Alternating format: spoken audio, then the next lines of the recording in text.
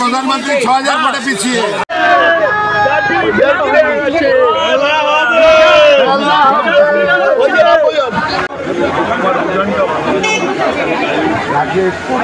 तो कौन नेबो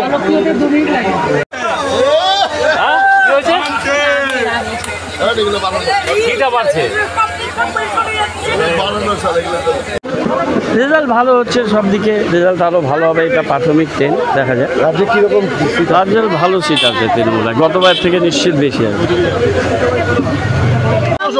लोग धर्म को लेके जो भित्ति में जो वोट होते हैं ना, राम को लेके जो व्यवसाय होता है ना, उसको धुतकार दिया एकदम।